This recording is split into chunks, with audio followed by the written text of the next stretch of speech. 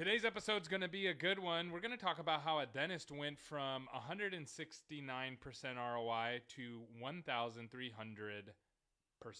ROI. That's a big jump, huge jump. And we're going to share with you how they did that.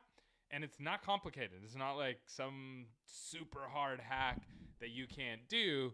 This is something pretty much anybody could do if you know how to retain the patients. That's the most important part in this one. And I'm going to share with you the last part of this. I'm going to share with you how to actually do that, the key component to this. So you're going to want to stay tuned for this one. So first, let me start by saying this. I am sorry. Yesterday, I posted about this in Facebook because I had the podcast all ready to go, and post-editing, the sound absolutely glitched out. And so a lot of people in Facebook land got mad at me. They're like, Gary, are you going to give us the answer? And it's not one of those answers that I could just like easily type up in Facebook. I needed to share it via video, and I couldn't share it. So I apologize for that, and hopefully this makes up for it. And hopefully you can use this. And I'm going to start by saying this. This is not normal results. A 1,300% ROI for a GP practice, it's not normal. Not everybody's going to have that. It's not a guarantee that you're going to get that. But there's things that we can definitely for sure learn from it. And that's what we should be looking at. So for the people out there that are like, Gary, this isn't typical. You shouldn't be promising this. I'm not promising it. I'm simply sharing with you what you can do if the stars all align for you. If everything lines up just right, you could do this. You could pull this off. But even if you get half of it, even if you get it to 700 ROI, you're crushing. You should be really, really happy. So how did they actually do it? So what they did is they opened up their schedule for emergency patients, and they started marketing to emergency patients. And you might be wondering, well, what's the difference? Why does it matter if they're marketing for emergency versus other patients? Well, the reason why is in every single dental office, and it's amazing that a lot of dentists don't actually think about this, there's only 3 ways to come into your dental office. And everybody does it a little bit different, but there's 3 basic ways. They can come in through the hygiene schedule, they can come in through the doctor schedule, or they can come in through the consultation schedule. Now, I know that some offices only let people come in through the hygiene schedule, but they come through the doctor schedule first, right? And then they go to hygiene. Some come through the hygiene schedule and then go to the doctor. Some go to the doctor and then maybe go to the hygiene schedule. And some use the doctor schedule as the consultation schedule. Like, I know people mix and match these, but in this, just for simplicity's sake, however you do it is fine. But there is a difference between coming in through the hygiene schedule where a patient doesn't have any problems per se, they just want to get their teeth clean, and coming in through the doctor's schedule. That's a huge difference, okay? And emergency patients are always going to come in through the doctor's schedule first because they have a problem. And that problem makes them very motivated. Now, the problem with that, or the downside of that, is that they're short-term ROI driven. So what does it mean to be short-term ROI driven? They are going to get treatment done right away because they're extremely motivated. You don't have to be good at selling dentistry or presenting treatment or have everything perfect. They just want to get out of pain, get out of the discomfort, get their tooth, if they lost a tooth, get something replaced so they can go to work the next day. Like, it's pretty straightforward, right?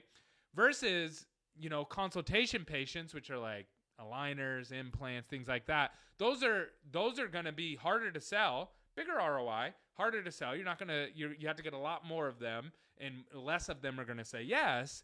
So there's a huge difference between those 2 types of patients, okay? So emergency patients are going to come in through the doctor schedule, need work done immediately, and as long as you can do all the work, you're going to be able to see a high ROI because it's actually cheaper to drive emergency patients. Now, one of the little tricks is you can actually drive emergency patients off peak hours, meaning when all the dental offices close at 6 o'clock, 7 o'clock, whatever it is in your market, the dental emergencies don't stop. They keep coming. And the bigger the city, the more dental emergencies you're going to have, right? So what that means is no one's running ads after hours. So you can actually run ads after hours for emergencies and capture those patients and schedule them for the next morning and say, okay, first thing in the morning, let's get you in. We're going to take care of you. We know you're in pain. We'll get you out of pain tomorrow morning, right? You can get them moving right away. So there's a bunch of nuances that you can play with to drive cheaper opportunities, cheaper patients coming into your schedule that need help right away. But here's the problem. You won't retain these patients long term unless you have one thing, and it's a membership plan. And the thing is most hygiene patients are going to come in, they're going to come in via insurance, right? They're going to come in with an insurance and saying, hey, my insurance covers it, let's get my teeth cleaned, right? Versus the emergency patients, a lot of them aren't going to have insurance. And to be honest with you, they probably ignored the last dentist or two about like, hey, you should probably get that filling redone. You should probably take care of this cavity now. You should probably do this thing now. And now it's actually causing them pain. So now they're motivated to get it done. And they're going to continue to hop dental offices unless you have a membership plan. So the membership plan is what locks that patient in.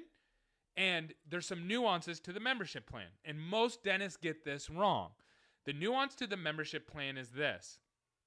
You must use it to get them to come back to their next hygiene appointment. And that means they have to sign up for it. So what most dentists do is they try to use it as a marketing tool, which no patient out there is like, I want to join a dental membership plan, right? There's not a demand for that. So it's not an attraction thing. The emergency is the thing that's attracting them to the office that's creating the need. And then the membership plan allows them to get multiple cleanings throughout the year without having to pay a bunch out of pocket. So now they have insurance, so to speak. And I know it's not insurance. It's a membership plan. So now you're retaining this person and you got to make it affordable for them so everybody buys it. You have to price it in a way that everybody buys it. And what dentists do is they're like, well, I want to turn this into a revenue generating machine, which is fine if you want to do that, but it's going to defeat the purpose of making it a retention tool where you have these uninsured patients coming back to your office over and over and over again. And that's the real secret sauce to all of this. So hopefully this wasn't a disappointment. Hopefully you are doing something like this. And if not, let me know. We would love to be able to help you with that, or talk to your existing marketing company. If they understand dental, they will be able to execute on a plan like this. So you have a good day.